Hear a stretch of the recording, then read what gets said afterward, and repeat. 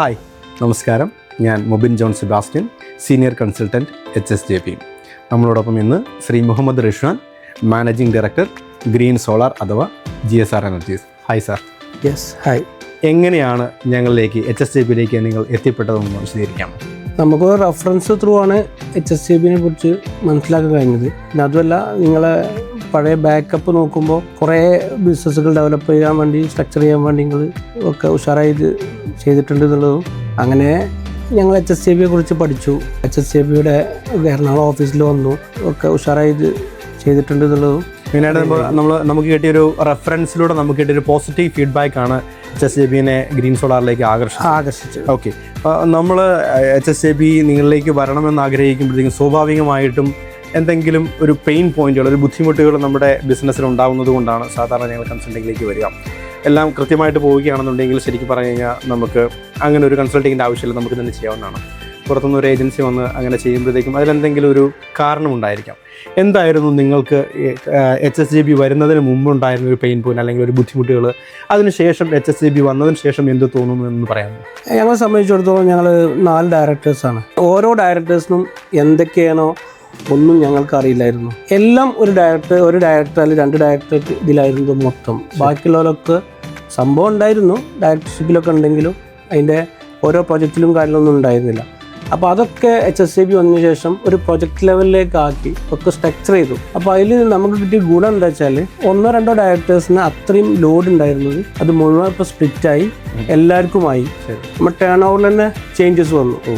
ഏകദേശം എല്ലാം ഒരു സ്ട്രക്ചർ ആയിപ്പോൾ ഇനിയിപ്പോൾ അതൊന്ന് റൺ ചെയ്ത് ആവേണ്ട സമയം മാത്രമേ ഉള്ളൂ. എല്ലാം സെറ്റ് ആയിട്ടുണ്ട്. ഓക്കെ, ഇപ്പോൾ നമ്മൾ വന്ന് നിങ്ങളുടെ അടുത്ത് കാര്യങ്ങൾ പറയുമ്പോഴത്തേക്കും ആദ്യം ഉണ്ടായിരുന്ന ഒരു ബുദ്ധിമുട്ടുണ്ട്, അല്ലെങ്കിൽ നമ്മൾ ഫ്രീ ആയിട്ട് ചെയ്തുകൊണ്ടിരുന്ന, നമ്മുടെ ഇഷ്ടത്തിന് ചെയ്തുകൊണ്ടിരുന്ന കുറച്ച് കാര്യങ്ങളാണ്. അതൊരു കൺസൾട്ടിങ്ങിലൂടെ എങ്ങനെയാണ് ഒരു സ്ട്രക്ചറായി നിങ്ങൾക്കത് കൃത്യമായിട്ടൊരു ബോധ്യം ഉണ്ടാവുക, അല്ലെങ്കിൽ എങ്ങനെയാണ് എപ്പോഴാണ് നിങ്ങൾക്ക് ഒരു റിസൾട്ട് കിട്ടിയിട്ടുണ്ട് എന്ന് യഥാർത്ഥത്തിൽ നിങ്ങൾക്ക് ബോധ്യമായി വന്നത്? അതായത് ഇപ്പോൾ ഫിനാൻസ് ആയിക്കോട്ടെ, ഫിനാൻസിൽ ഇപ്പോൾ ഒരു ഫിനാൻസ് മാനേജർ ഉണ്ട്, ഒരു അക്കൗണ്ട് ഹെഡ് ഉണ്ട്, 7 ആളുകൾ ഇപ്പോൾ ഫിനാൻസിലുണ്ട്. അക്കൗണ്ട്സിനെ പറ്റി ഒരു കാര്യം ചോദിച്ചാൽ വിത്തിൻ 5 മിനിറ്റ് കൊണ്ട് അതിൻ്റെ റിപ്ലൈ കിട്ടുന്നുണ്ട്. ഓക്കെ, മറ്റത് നമുക്ക് 5 ദിവസം എടുക്കുമായിരുന്നു. ശരി, അതായത് നമ്മുടെ ടൈം ഡിലേ കുറഞ്ഞു, റിപ്പോർട്ടിങ്ങിന്റെ ആ ഒരു രീതിക്ക് വ്യത്യാസം വന്നു, കറക്റ്റ് ആയിട്ടുള്ള റിപ്പോർട്ടുകൾ തിരിച്ചു കിട്ടാൻ തുടങ്ങി. ഓക്കെ, നമ്മൾ ഏതൊക്കെ ഡിപ്പാർട്ട്മെന്റുകളാണ് ഇവിടെ HSJP വർക്ക് ചെയ്തത്, അല്ലെങ്കിൽ ഒരു സ്ട്രക്ചർ ഉണ്ടാക്കിയെടുത്തതെന്ന് പറയാമോ? അതിപ്പോൾ നമുക്ക് HR പറയുകയാണെങ്കിൽ ലേബേഴ്സിൻ്റെ വിഷയം ഭയങ്കര വിഷയമായിരുന്നു.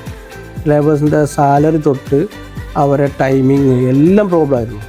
ഇത് നമ്മളെ വേജ് അടിസ്ഥാനത്തിലുള്ള ലേബേഴ്സിൻ്റെ അത് ഫുള്ള് ക്ലിയറായി. ആ HR വന്നതോടുകൂടി ആ ഇഷ്യൂസൊക്കെ തീർന്നു. ഇപ്പോൾ ഫിനാൻസ് മാനേജർ വേണം, അതിൻ്റെ തൊട്ട് താഴെ സീനിയർ അക്കൗണ്ടൻറ്റ് വേണം, അതിൻ്റെ താഴെ അക്കൗണ്ട്സിക്ക് വേറെ ആൾ വേണം, അത് ഇന്ന ക്വാളിഫിക്കേഷൻ വേണം, ഏകദേശം നല്ല ഒരു ബേസിക് സാലറി തന്നെ കൊടുക്കണം. അപ്പോൾ ഫിനാൻസും HR ആയി. അതുപോലെ തന്നെ സെയിൽസിന് നമ്മൾ ഹെഡ് വന്നു, അത് ASM ഉണ്ട്, SO ഉണ്ട്, അത് ലെവലിൽ പോകുന്നുണ്ട്. പിന്നെ പ്രൊജക്റ്റിലും പ്രൊജക്ട് മാനേജർ വന്നു, അതുപോലെ തന്നെ പ്രൊജക്റ്റിലേക്ക് ഒരു അസിസ്റ്റന്റ് വന്നു, എല്ലാം വന്നു, അതൊക്കെ ആയി. പിന്നെ ഇൻവെൻട്രി ആയിരുന്നു വേറെ ചെറിയ പ്രശ്നം, അതും ഇപ്പോൾ ഒക്കെ റെഡിയായി. 4ഓളം ഡിവിഷൻ ഇപ്പോൾ സ്ട്രക്ചർ ചെയ്ത് കഴിഞ്ഞു. ഒക്കെ പറഞ്ഞ HSJP തന്നെയാണ്. അത് പ്രകാരം നമ്മൾ ഒക്കെ അഡാപ്റ്റ് ചെയ്തു. ഒരു 100% ഒരു 80% നമ്മളിപ്പോൾ ഒരു ഓർഗനൈസ്ഡ് ആയിട്ടാണ് എല്ലാ ഡിപ്പാർട്ട്മെന്റും. നമ്മളൊരു പ്രൊജക്ട് ബേസ്ഡ് കമ്പനി ആയിരുന്നതുകൊണ്ട് ഏറ്റവും കൂടുതൽ നമുക്ക് വേദന ഉണ്ടാകുന്നത്, അല്ലെങ്കിൽ നമുക്ക് ഏറ്റവും കൂടുതൽ പെയിൻ പോയിന്റുകൾ ഉണ്ടായിരുന്നത് നമ്മുടെ പ്രൊജക്ട് ഡിപ്പാർട്ട്മെന്റിലായിരിക്കാം. കാരണം എംപ്ലോയീസിന്റെ പ്രശ്നങ്ങൾ കൂടുതൽ വരുന്നതും, അതുപോലെ തന്നെ കസ്റ്റമേഴ്സിന്റെ അടുത്ത് ഡയറക്റ്റ് ഡീൽ ചെയ്യേണ്ടി വരുന്നതും പ്രൊജക്റ്റിലുള്ള ആൾക്കാരാണ്. പ്രൊജക്റ്റിലുള്ള ആ ഒരു പ്രശ്നങ്ങളെ ശരിക്കും നമുക്കൊരു എത്ര ശതമാനം മാറ്റാൻ സാധിച്ചിട്ടുണ്ട്? അതിൽ പോസിറ്റീവായിട്ട് നിങ്ങൾക്ക് തോന്നാനുള്ള കാരണങ്ങൾ എന്താണ്? പ്രൊജക്റ്റിലിപ്പോൾ നമുക്ക് കുറച്ച് വൈകിയാണ് പ്രൊജക്ട് മാനേജർ ചാർജ് എടുത്തത്. HSJP ശരിക്കും 6 മന്ത് ആയെങ്കിലും പ്രൊജക്ട് മാനേജർ ആകെ ഒരു 1 മന്തൊക്കെ ആയിട്ടുള്ളൂ ചാർജ് എടുത്തിട്ട്. അപ്പോൾ അതിൻ്റെ ഡിലേ മാത്രമുണ്ട്. ശരിക്കും ഈ പ്രൊജക്ട് മാനേജർ 3 മന്ത് ബാക്കോട്ട് ചാർജ് എടുക്കുകയാണെങ്കിൽ തന്നെ ഈസി ആയിരുന്നു സംഭവം. പക്ഷെ എന്നാലും കുഴപ്പമില്ല, ഒരു 80%ഓളം നമ്മുടെ നമ്മൾ സംസാരിച്ച് തുടങ്ങിയപ്പോഴത്തേക്കും സാർ പറഞ്ഞിരുന്നു നമ്മുടെ ടേൺ ഓവർ തന്നെ വർദ്ധിച്ചിട്ടുണ്ട്. കാരണം നമ്മൾ വന്നതിന് ശേഷം നല്ലൊരു കാര്യമാണ്, ഞങ്ങൾക്ക് സന്തോഷമുള്ള കാര്യമാണ്. അപ്പോൾ നമ്മുടെ സെയിൽസിൻ്റെ ഡിപ്പാർട്ട്മെൻറ്റിൽ നല്ലൊരു വളർച്ച അവിടെ ഉണ്ടായിട്ടുള്ളതാണ്. അപ്പോൾ ആ ഡിപ്പാർട്ട്മെൻറ്റിൻ്റെ വളർച്ചയും അതെങ്ങനെയാണ് മുമ്പോട്ട് കൊണ്ടുപോകുന്നത്, എന്താണ് നിങ്ങളുടെ ഒരു ഫ്യൂച്ചർ പ്ലാൻ എന്നതിനെക്കുറിച്ച് മനസ്സിലായിരിക്കാം? HSJP ആയിട്ട് ടൈപ്പ് പോകുന്ന സമയത്ത് നമുക്ക് 25 to 30 CR ഒക്കെ ആയിരുന്നു ഈ ആനുവൽ ടേൺ ഓവർ ഉണ്ടായിരുന്നു. അത് ഞങ്ങൾ ഒരു ഗോൾ സെറ്റിംഗ് നടത്തിയപ്പോൾ ഏകദേശം 40 എബോവ് ആക്കി വെച്ചു. പക്ഷേ എനിക്ക് തോന്നുന്നത് ഈ വർഷം ഒരു 45 എബോവ് ആവാൻ ചാൻസ് ഉണ്ട്. ശരി. ഇനി നമ്മൾ പ്രതീക്ഷിക്കുന്നത് എന്താ വെച്ചാൽ ഒരു അടുത്ത വർഷത്തോടു കൂടി ഒരു 80 CR എത്തിക്കണം. ഓക്കെ. കഴിഞ്ഞ ഒരു 6-7 മാസമായിട്ട് ഞാൻ നിങ്ങളുടെ കൂട്ടത്തിൽ HSJB ഉണ്ട്. ആ ഒരു ട്രജക്ടറിയിൽ നിങ്ങൾക്ക് അനുഭവപ്പെട്ട കാര്യങ്ങൾ, ഞങ്ങളിൽ നിന്ന് നിങ്ങൾക്ക് അനുഭവപ്പെട്ട കാര്യങ്ങൾ, നമ്മൾ പല കാര്യങ്ങളും സ്ട്രീംലൈൻ ചെയ്തിരുന്നു. എന്നാൽ ഇതൊരു അസോസിയേഷനാണ്, കുറേ നാളുകളിലേക്ക് നീണ്ട അസോസിയേഷൻ. കാരണം തേർഡ് പാർട്ടിയാണ് നിങ്ങളുടെ അടുത്ത് ഒന്ന് കാര്യങ്ങൾ പറയുന്നത്. അപ്പോൾ നമ്മൾ പറയുന്ന കാര്യങ്ങൾ അംഗീകരിക്കാനുള്ള പ്രശ്നങ്ങളുണ്ടാവാം. കാരണം ഡയറക്ടേഴ്സാണ്. ഇത്രയും നേരം നാളുകൾ നിങ്ങൾക്കുണ്ടായിരുന്നൊരു ഫ്രീഡം ആ സമയത്ത് ഉണ്ടാവില്ല. പക്ഷേ അതിനെയൊക്കെ നിങ്ങൾ എങ്ങനെയാണ് നോക്കിക്കണ്ടത്? അതുകൊണ്ടൊരു ഗുണം ഉണ്ടായത് എന്താണ്? HSJBയുടെ ഒരു ട്രാക്കിൽ നിങ്ങൾക്കുണ്ടായ ഒരു സാറ്റിസ്ഫാക്ഷൻ എങ്ങനെയാണെന്ന് പറയാമോ? പറയുകയാണെങ്കിൽ ഈ HSJB എന്ന് പറയുന്ന കമ്പനി ഇവിടെ വന്നെങ്കിലും അതിൽ വന്ന ആളുകൾ മൊത്തം നമ്മളൊരു ഭയങ്കര കമ്പനിയായിരുന്നു. മിങ്കിളായിട്ട് ഞങ്ങൾ ബിസിനസ് എല്ലാം കൈകാര്യം ചെയ്യുന്നു. അവരെന്ത് പറയണോ അത് നോക്കിയിട്ട് നമ്മൾ അഡാപ്റ്റ് ചെയ്യുക, അല്ലാതെ അതൊരു ഇഷ്യൂ വരുന്ന രൂപത്തിലല്ല. ഓക്കെ. അത് മാനേജ്മെന്റ് ഭാഗത്ത്, ഡയറക്ടർമാരുടെ ഭാഗത്ത് നിന്ന് വളരെ പോസിറ്റീവായിരുന്നു, ഒരു പ്രോബ്ലം ഉണ്ടായില്ല. പിന്നെ സ്റ്റാഫിന്റെ ഭാഗത്ത് എന്തായാലും കുറെ അവർക്ക് ഇത് മാറ്റങ്ങൾ വരുത്തുമ്പോൾ കുറെ ഇഷ്യൂസ് ഉണ്ടാവുമല്ലോ, അത് നമ്മൾ നോക്കിയിട്ടില്ല. നമ്മൾ എന്താ വെച്ചാൽ നമ്മളെ കമ്പനി സ്ട്രക്ചർ ചെയ്യണം, നമുക്ക് വളരണം. നമ്മൾ എന്തായാലും അടുത്ത ഫിനാൻഷ്യൽ കഴിയുമ്പോഴത്തേന് 100 CR കടക്കണം എന്നാണ് നമ്മളെ ഒരു ഇത് വരുന്നത്. അതിലേക്ക് എത്തണമെങ്കിൽ ഇതൊക്കെ നമ്മൾ ചെയ്തിരിക്കണം. അല്ലാതെ എത്താൻ കഴിയില്ല നമുക്ക്. തീർച്ചയായിട്ടും. HSJBയുടെ പ്രൊജക്റ്റിൽ ശരിക്കും നിങ്ങൾക്ക് പ്രൊജക്ട് പ്ലാൻ തന്നിട്ടുണ്ടാവും, അതുപോലെ മന്ത്ലി പ്ലാനുകൾ തന്നിട്ടുണ്ടാവും, ഡോക്യുമെന്റ്സുകൾ തന്നിട്ടുണ്ടാവും. അപ്പോൾ അതൊക്കെ കൃത്യമായിട്ട് നിങ്ങൾക്ക് കിട്ടിയപ്പോൾ നിങ്ങൾക്ക് കൃത്യമായിട്ട് പറഞ്ഞു തരികയും ചെയ്തിട്ടുണ്ടായിരുന്നോ? എല്ലാം തന്നിട്ടുണ്ട്. എല്ലാം ഓരോ വിങ്ങിനും സെപ്പറേറ്റ് കൊടുത്തിട്ടുണ്ട്. അതൊക്കെ നമ്മൾ മോണിറ്റർ ചെയ്യാനുള്ള SOD POD ആ സംവിധാനമുണ്ട്, എല്ലാം ചെയ്തിട്ടുണ്ട്. ഓക്കെ. നമ്മുടെ ഫൈനലായിട്ടൊന്നും ചോദിക്കുകയാണെന്നുണ്ടെങ്കിൽ ഇനി വരുന്ന അല്ലെങ്കിൽ ഫ്യൂച്ചറിലേക്ക് ബിസിനസ് ചെയ്യുന്ന ആളുകളിലേക്ക് HSJBയെ കുറിച്ച് നിങ്ങൾ പറഞ്ഞു കൊടുക്കുകയാണെന്നുണ്ടെങ്കിൽ എങ്ങനെയായിരിക്കും നിങ്ങളുടെ ഒരു വേർഷൻ?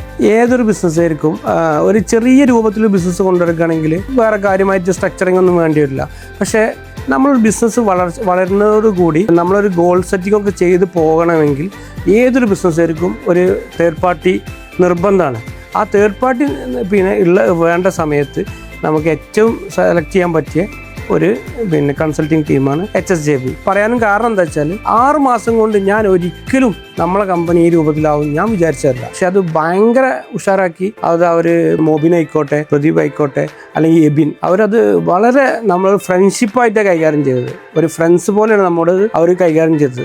അവർ നമ്മളെ ആവശ്യങ്ങൾ എന്ത് പറഞ്ഞാലും ഇവിടെ വരും. അതുപോലെ തന്നെ നമ്മൾ എറണാകുളത്ത് പോയി കാണണമെങ്കിൽ അത് പോയി കാണും. വളരെ ഫ്രണ്ട്ഷിപ്പായിട്ടാണ് ഞങ്ങൾ കാര്യങ്ങൾ ചെയ്തത്. അപ്പോൾ നമ്മൾ എന്തായാലും നിങ്ങളെ പ്രിഫർ ചെയ്യും അടുത്തൊരാൾക്ക്. കാരണം നിങ്ങൾ വന്നിട്ട് നമുക്ക് 6 മാസം കൊണ്ട്, ഞാൻ നേരത്തെ പറഞ്ഞല്ലോ, കുറേ മാറ്റങ്ങൾ സംഭവിച്ചു.